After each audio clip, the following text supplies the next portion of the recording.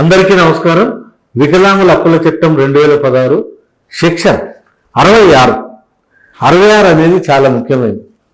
చట్టం central act, state rules తీసుకుంటుంది. State rules adapt అయినాయి. ఉదాహరణ మనం తెలంగాణ తీసుకున్న, ఆంధ్రప్రదేశ్ తీసుకున్న రూల్స్ ఆమోదమైనవి, అడాప్ట్ అయినాయి. వికలాంగుల హక్కుల చట్టం 66 ప్రకారం రాష్ట్ర ప్రభుత్వం ఏం చేయాలి? సలహా సంఘం, సలహా బోర్డు ఏర్పాటు చేయాలి. ఆ బోర్డుకు వికలాంగులకు సంబంధించిన క్యాబినెట్ మినిస్టర్ చైర్మన్గా అన్ని రకాల శాఖల అధికారులు ఉంటారు. ఒకసారి మనం ఈ బోర్డులో ఎవరో ఉందో చూద్దాం.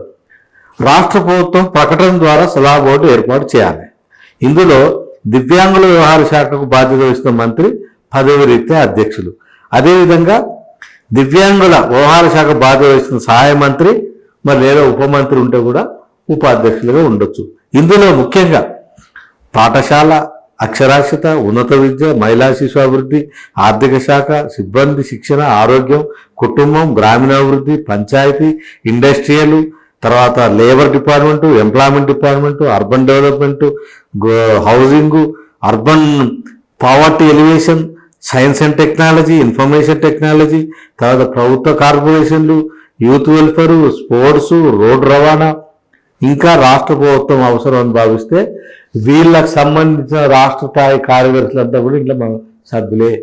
అంటే వికలాంగుల శాఖ మంత్రికి ఎంతో గొప్ప పవర్ ఉందంటే ఇన్ని శాఖలకు సంబంధించిన సెక్రటరీలని కూర్చోబెట్టి ఒక చైర్మన్గా వాళ్లకు వికలాంగుల చట్టం అమలు కోసం, వికలాంగుల చట్టంలో ఉన్న అంశాలు వాళ్ళ హక్కులు కాపాడే విధంగా మంత్రి చర్యలు తీసుకోవాలి. అయితే ఇందులో శాసనసభ ద్వారా ఎన్నికైన 2 ఎమ్మెల్యేలు, శాసన మండలి ద్వారా ఎన్నికైన 1 ఎమ్మెల్సీ, అదేవిధంగా శాసన మండలి లేకపోతే ఎమ్మెల్యేలే 3 ఉండొచ్చు. అదేవిధంగా వైకల్యం పునరావాస రంగానికి ఎక్స్పర్ట్స్, వికలాంగుల ఎక్స్పర్ట్స్, అదేవిధంగా జిల్లాలకు ప్రాతినిధ్యం వహించే రొటేషన్ పద్ధతిలో కూడా సభ్యులను తీసుకోవచ్చు, 1 5గురిని.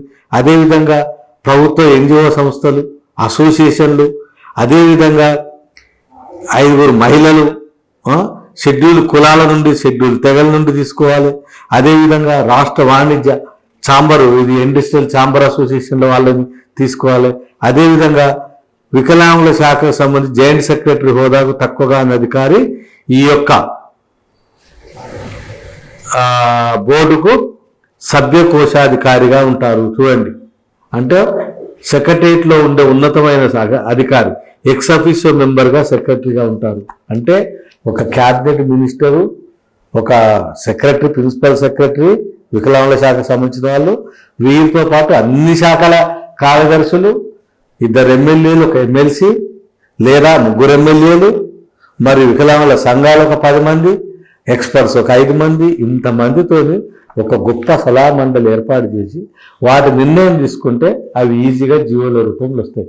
ఎందుకంటే ఈ మండలిలో ఆర్థిక శాఖ వాళ్ళు ఉంటారు, ఏ శాఖకు సంబంధించిన అంశం ఉంటుంది, తీర్మానం అవుతుంది. చట్టపరంగా మంత్రి అధ్యక్షత అయిన తీర్మానం అది ప్రభుత్వ విధానంగా జీవో వచ్చే అవకాశం ఉంటుంది. మరి ఇక్కడ ఈరోజు తెలంగాణలో 2 సంవత్సరాల నుంచి సలహా బోర్డు లేదు. చట్టం అమలవుతుందా, అమలైతే లేదా? చట్టం అమలు కానట్లే. అందుకే దయచేసి వికలాంగుల సంఘాలంతా కలిసి ప్రభుత్వానికి, మంత్రికి, ముఖ్యమంత్రికి విజ్ఞప్తి చేద్దాం. రాష్ట్రంలో సలహా మండలి ఏర్పాటు చేయాలి.